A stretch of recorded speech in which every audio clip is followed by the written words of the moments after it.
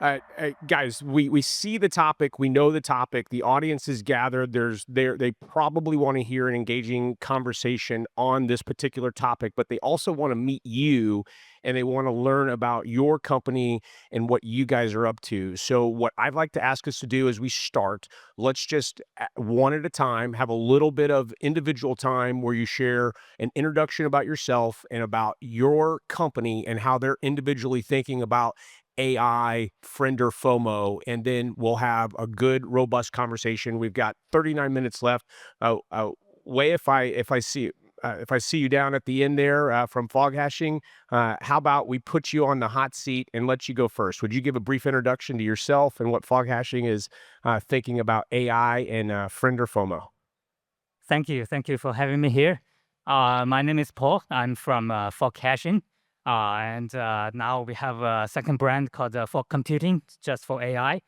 So we started 4 years ago from solving the issue of high heat from mining. So we do liquid cooling, all the solutions for crypto mining. But then from last year, as the heat density of the AI servers went higher and higher, so we started to try to solve the new issue. And find a new opportunity. So Beautiful. yeah. And instead of going down the line because we're just calling audibles here. Oh, Luke, would you go next? Would you mind introducing yourself and what Hive is looking at in AI, friend or FOMO? Sure. My name is Luke Ouellette. I'm with the Hive Digital Technologies team. I manage the operations of the New Brunswick facility in Canada. And we have crypto mining, HPC, and we're into AI. Excellent, excellent. Please. Beau. Hi, everybody. My name is Beau Turner. I'm the CEO of Abundant Mines. We're a Bitcoin mining co-location hosting provider up in the Pacific Northwest, serving entrepreneurs and investors. And I come from a real estate development background, so my opinion on the AI as a friend or FOMO question is we should look at this as always having the opportunity to redevelop a property. So you've got a property here in Miami Beach, your beachfront, you may be able to build a $30 million house or a $3 billion hotel. So whether you're going to do it yourself or not, you always want to think about the exit strategy. That's not thinking about. Artem, Yeah, hi everybody. My name is Artem. I'm director of partnerships in Hive. There is an interesting background story of our company. In 2017, we were involved in a super big project in China for crypto and AI. Now it sounds interesting because that time, and there is a huge story. So we do the mining business management software, and we help miners also to go into AI. Further, I will tell why we strongly believe in miners, and we also believe in AI. But I this morning I asked AI to write me the speech, and it failed. So I have to do something on my own.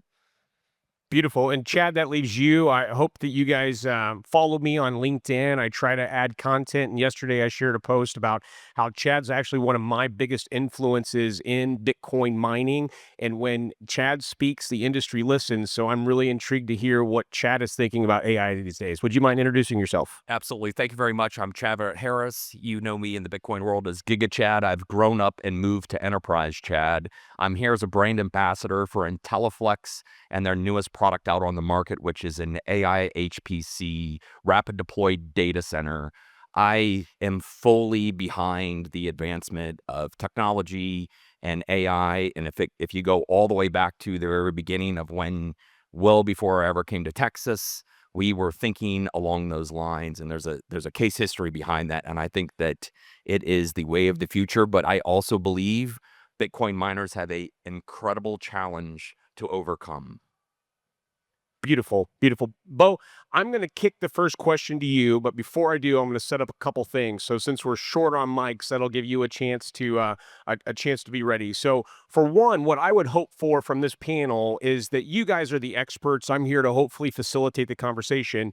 If you hear something intriguing from one of the other panelists, hop in there, drive the conversation, ask a question. You guys are welcome to have a back and forth. So I'd like to start it off with the question. I know I was going to point it at Beau, but we got through all of the introductions. Could I please ask this huge audience to tell these gentlemen thank you for being here with a nice round of applause?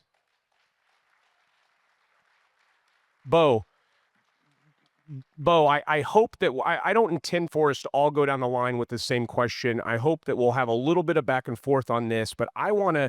You're a miner. You run mines. You guys understand the Bitcoin mining industry, and we're here on an AI panel. I don't know if he's in the audience, but a good friend of mine, Nick Gates, I think he pioneered mullet mining. AI in the front, Bitcoin in the back. What does it look like for Bitcoin miners to co-locate AI data centers? Is there an opportunity there? If you would take that question, and I hope that the rest of the people will just jump in. I think there's for sure an opportunity, but we were just chatting off stage. It's not an easy opportunity to make use of. I mean, one of the only similarities between mining and AI is that they both need power and internet. But past that, there's a totally different level of service required. It's different clients, a different business model in many cases. So while you have optionality and it's important to stay aware of what's going on in the industry, I don't think it's the easiest pivot for miners to make. It's got to be done with intention for sure. Chad, you'll have to steal the mic from Beau, but you shared with me recently you've done a tremendous deep dive on HPC clients, and you have intense Bitcoin mining infrastructure. Any response to Beau or your own comment on that? Bitcoin in the front, No, AI in the back. he's right, and I think the challenge is a Bitcoin miner has one similarity to a large scale data center: power and potential fiber. Your fiber that you need is exponentially at a greater capacity. Your technical team, your resources, your vendor partners, your outside every single part of that business is entirely more difficult. I just spent the last 2 years, I interviewed 80 enterprise customers, asking them to tell me what was wrong with their hyperscale and or data center partner. And I can tell you, most of them said a Bitcoin miner could never do this for us. And so the challenge is, can you drive a business, change your entire persona to capture that market share? And it will be a challenge. That is massive information for the audience.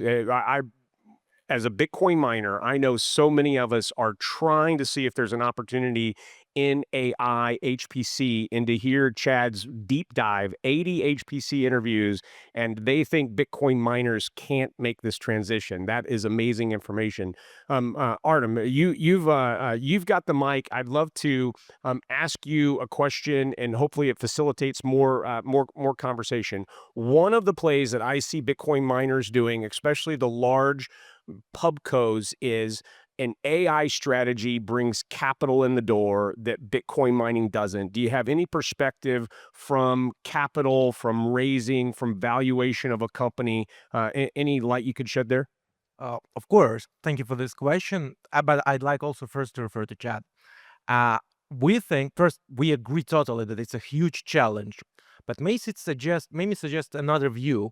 We think that nobody, if we take the whole industry, there are no better people than Bitcoin miners that are prepared for AI data centers.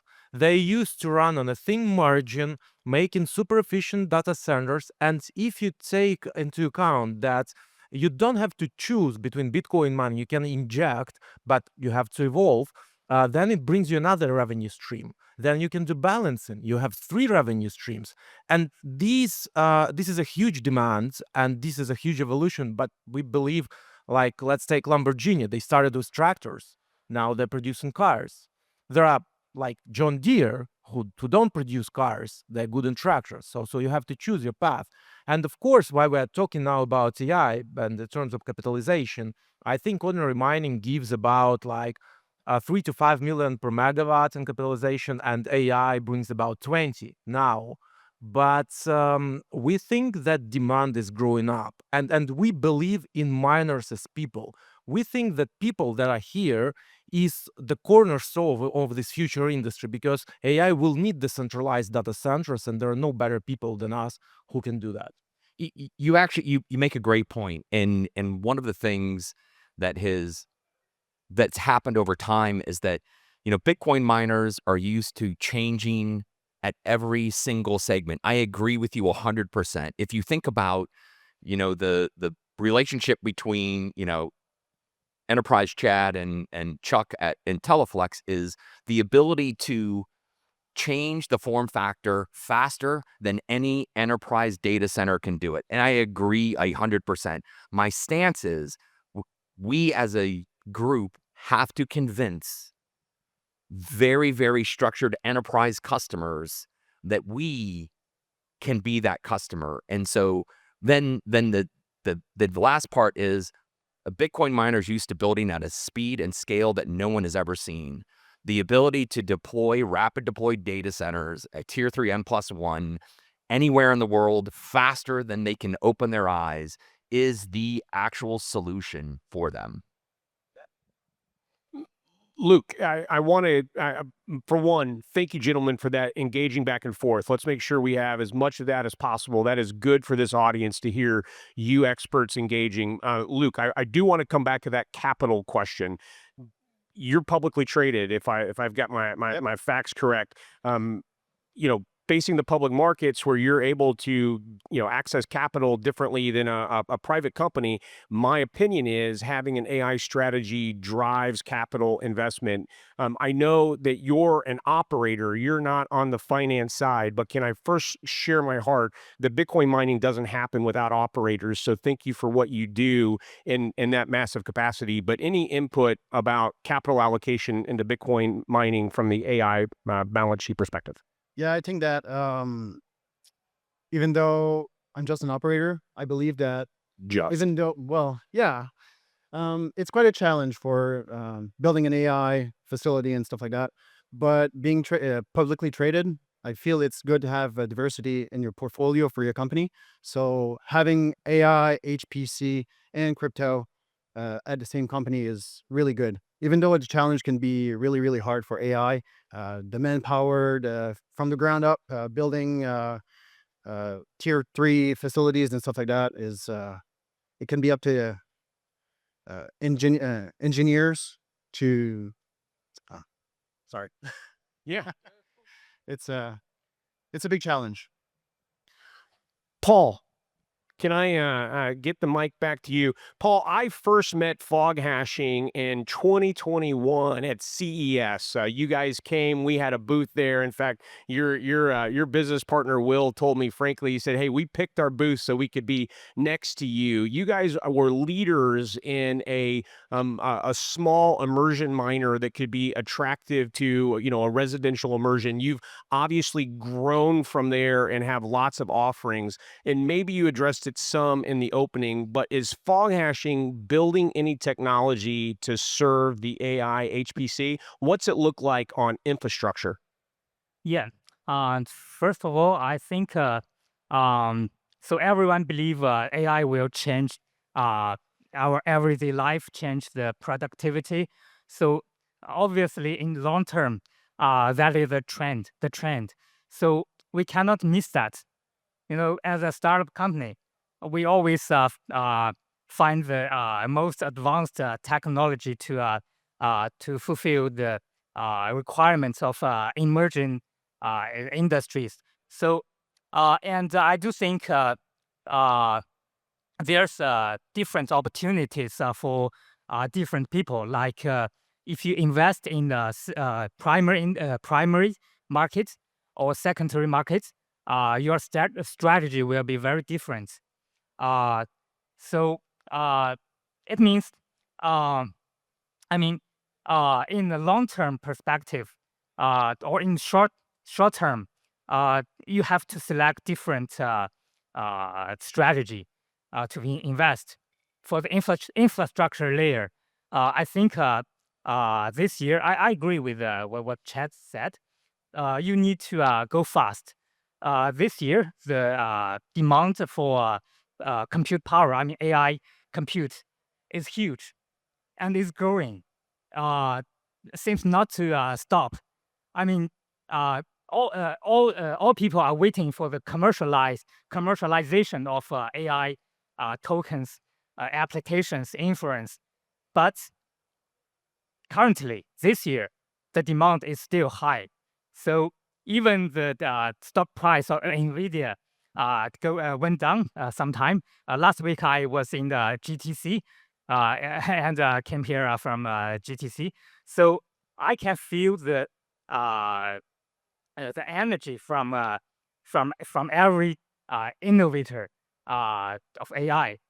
So this year is, I think, it's a great time window. So the timing is very important.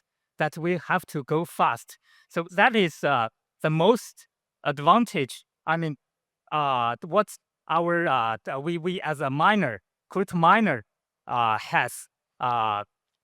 So we do things very fast. Our efficiency is the best compared to traditional data center players. I think that fast element is one of the things that Chad mentioned. And Chad, I want to speak briefly about your Intelliflex team. I first met Intelliflex through Brian Davies and LinkedIn. We traded messages. We're both very active there. But then when I got to meet Chuck, the amazing Chuck, I see him in the audience over there. One of the most friendly and outgoing personalities in all of Bitcoin, certainly made me feel very welcome into the space. And Chad, you've layered in with an amazing team. You also were at GTC last week, and Intelliflex is by far a pioneer in immersion infrastructure.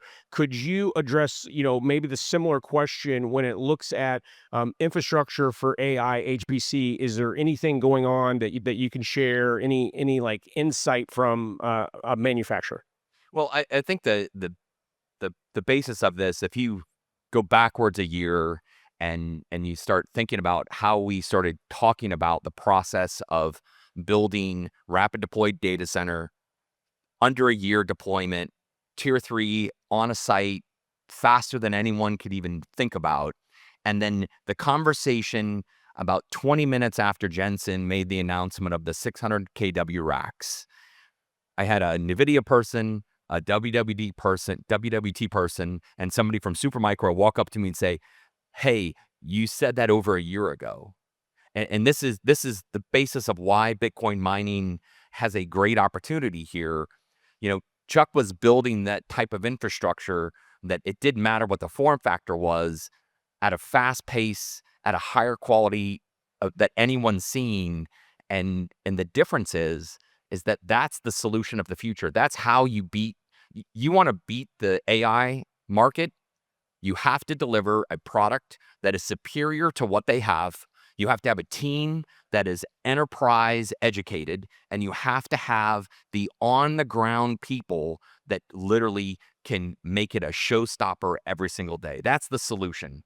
So that's amazing. I want to ask both Beau and Artem this next question and let you both have a chance. And as Luke passes the mic, let's hear again Chad's comments that without the people on the ground, it doesn't happen, and operations is crucial to success. So Beau and Artem, two topics that you guys can possibly just have a little bit of back and forth on. One is power density. So we hear 20 kilowatt racks, 600 to, where does power density go and how does that impact Bitcoin miners? But then the second topic, and maybe you're able to just engage in both of them, is Bitcoin mining has grown with its ability to turn off. Like we can stop our process. You can turn off a Bitcoin mine to get power back to the grid. That energy flexibility has allowed us to access low cost energy. Where does that flexibility play into AI? Is that a friend or FOMO? So, Artem, if you wouldn't mind taking it first, and Beau, you add into the conversation as well, please. Yeah, I think it's a great question. And I'll start with people. So we can talk about valuation of company, but totally agree with Chad. People is your main value. And you need to have these showstoppers, and you need to evolve. Because I would mention that let's take back a year. What would we advise to ourselves? what we now see that some miners are upset about the price of Bitcoin, but we think that it's even for best because it makes us go more efficient. It makes us more prepared for the future because now people are seeking for new opportunities. If Bitcoin would hit, I don't know, 200, everybody would sit and say, yeah, we have won, but we didn't, because this industry doesn't stop at Bitcoin hitting some point. This industry should provide value. It most probably AI is that value.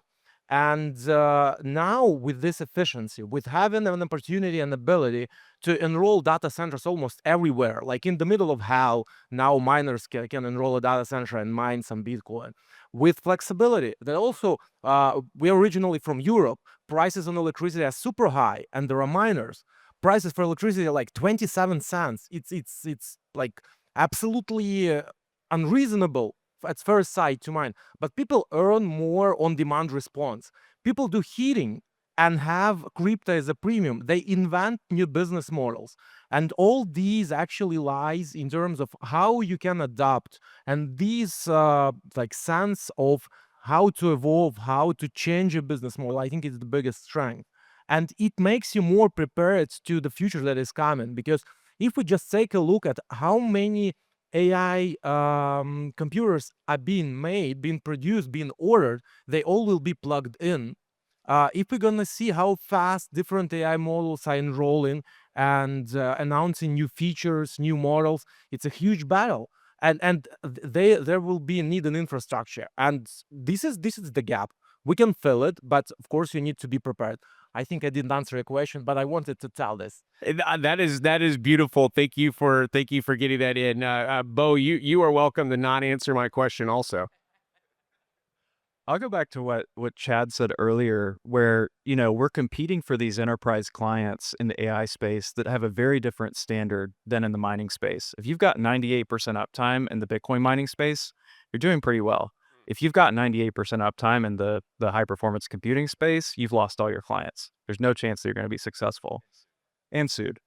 So it's horrible, horrible thing if you can't meet that standard. But as we said, Bitcoin miners in some way are leading in the sense that we were the first to get extremely dense with power. I mean, an order of magnitude more dense than these other spaces were for years up until very recently.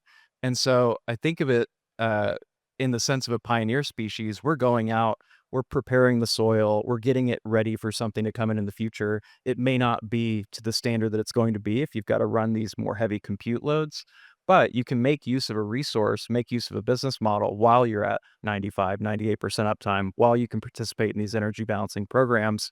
And then at some point, you do have the option to make the pivot, or even just have a mix of these two types of compute if you're trying to both manage your energy and get the most margin, the most revenue per megawatt that you can. Beautiful. Chad, we're just two girls talking up here. It's just me and you. A little bit of free advice, but let me set that up.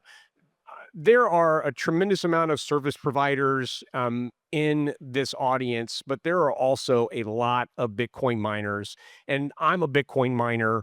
Could I leverage you for free advice for the benefit of the audience? I'm a Bitcoin miner. I see this opportunity. I honestly don't know what's my best play. It's so expensive. I can't afford to fail. Chad, what should I do? It's an interesting question, and I'm actually glad you asked that because I've been sitting here saying, oh, I wrote these two case studies for myself. And a perfect example of how you could take a modular Bitcoin facility, an Intelliflex system, their 6 megawatt system, park it next to a 5.6 megawatt AI system and actually work together. And here's the case. I spoke with one of the largest hedge funds in the US, and they run a new model every single morning before the stock exchange opens. It's 1 hour before, it's intense, and they buy all of your capacity for that 1 hour.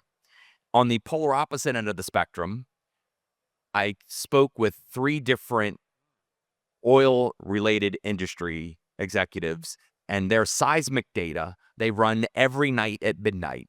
They don't use another single component of compute after that.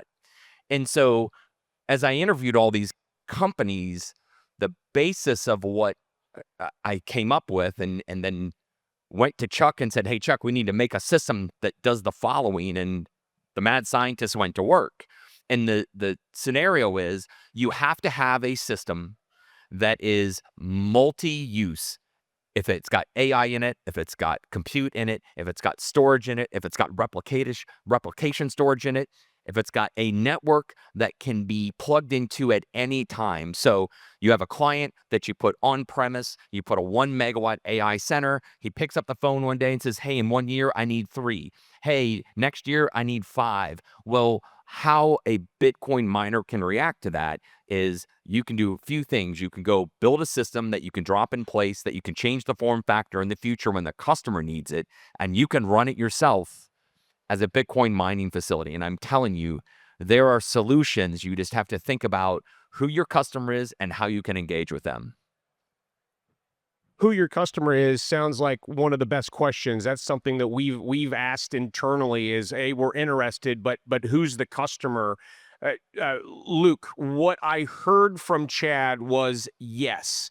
You shared you're an operator. What does that look like inside of the facility to be running NVIDIA chips and running what's miners? What does it look like to go back and forth? Any input on that diversification?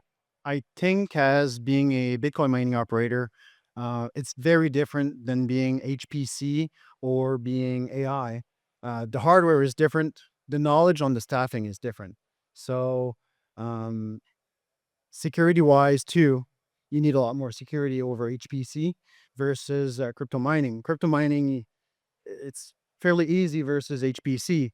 So beginning with staffing, hiring, it's a different platform, and then you have to deal with customers.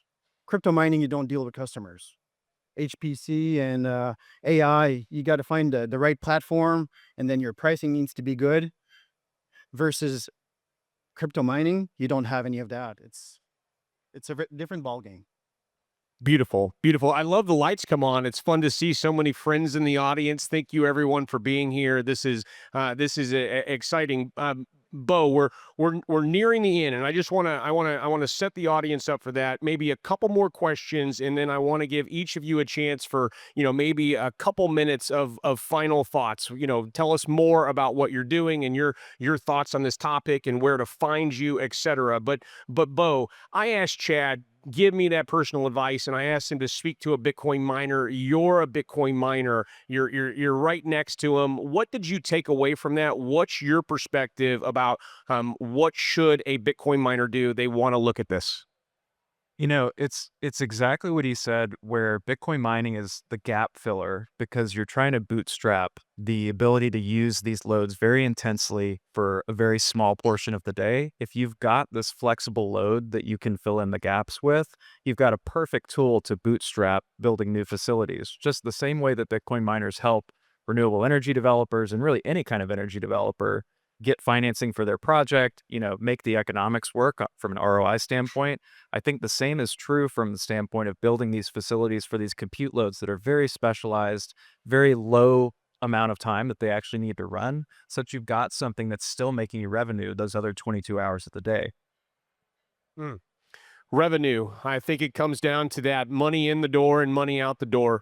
Paul, as I mentioned, we're nearing the end. Would you please take a couple minutes and give your final thoughts, but also make sure to let the audience know how to find out more about fog hashing. We'll do the FOIL method. We'll do outside and work our way in, and we'll let Shed have the last word. So we just pass the mic. Okay.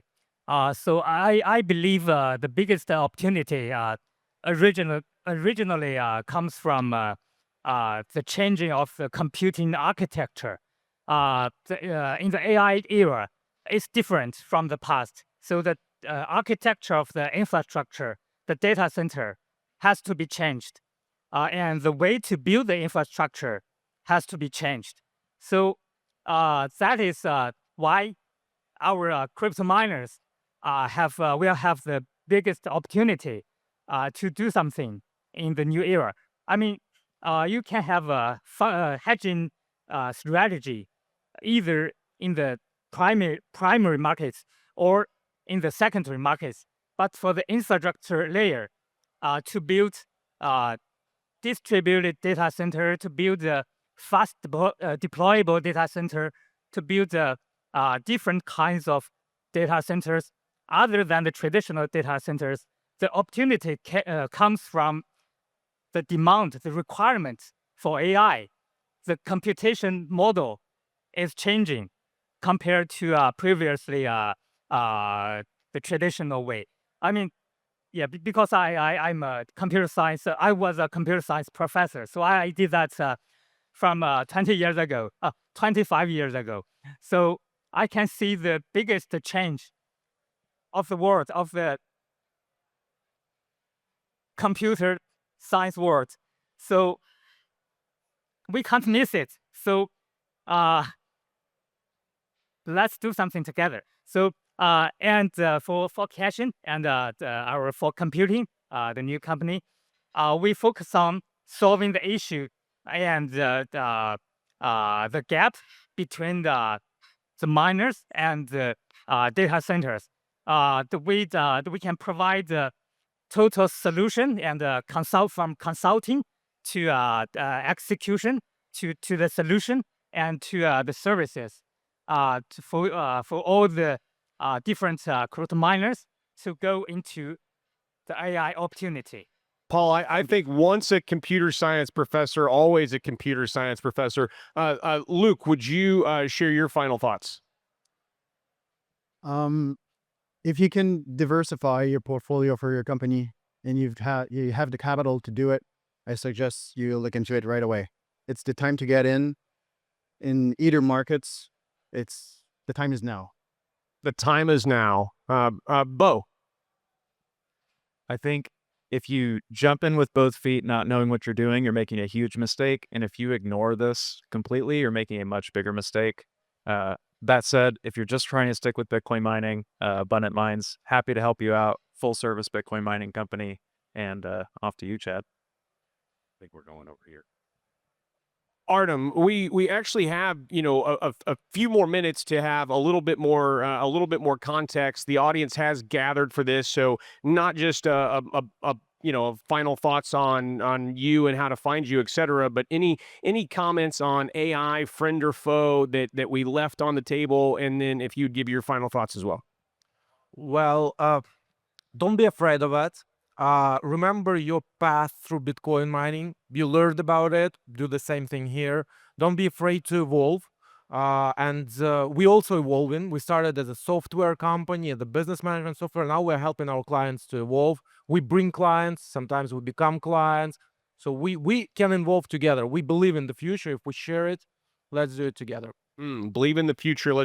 Hey, I'm going to squeeze in for myself a shameless plug. Two things, okay? If you'll listen to me, I actually enjoy being active on LinkedIn. I know that a lot of you are on Twitter and Nostr, but if you're on LinkedIn, if you would find me and connect with me, it actually would be valuable to me. I would enjoy connecting with you on LinkedIn. The second thing is I want to share about a monthly technical mining operations meetup that we host in Denver. Second Thursday of every month. It is designed for the Bitcoin mining operators of the world. If you know how to plug in 1,000 fans or you want to learn how to plug in 1,000 ASICs, that Bitcoin mining meetup is for you. In Denver, there's a wonderful community that echoes after Bitcoin Park in Nashville or Bitcoin Commons in Austin. It's called The Space. It's a Bitcoiners like WeWork facility. They have weekly education, and once a month, we host and cater a monthly Bitcoin mining technical operations meetup. So I hope you'll come through Denver second Thursday of every month. So Chad, they did ask us for timing to maybe leave a few minutes on the clock. I've gushed as much as I can. You've been greatly inspirational to me in my career. You've given me confidence and growth in this, and I would love for you to share some final thoughts and see us off the stage. Absolutely, and I appreciate it. And it's not just because we have the same initials. It's not just because of the same initials. And at the end of the day, I was a guy with his youngest son in 2017 that decided we wanted to mine Bitcoin. And then we solved a problem, and then we raised a bunch of money, and we moved to Texas in the middle of the woods, and we built something that everybody told us we couldn't do. In 2023, I started back on this adventure again, and I knocked on every single private equity office in New York City. I walked 11 miles one day, and I was told no at least 100 times. And last year, I finally got to a company that they were like, when we first met you, we thought you were crazy Bitcoin guy. We got to know you. We still think you're crazy. But ultimately, we actually believe you can do it. And then it turned into, we're actually frightened you can do it. And then I introduced him to my good friend Chuck at Intelliflex. And they went through the whole process with there's no way, he can't do it, to we think he's on to it, to hold on for a second. NVIDIA says that's the best in the industry?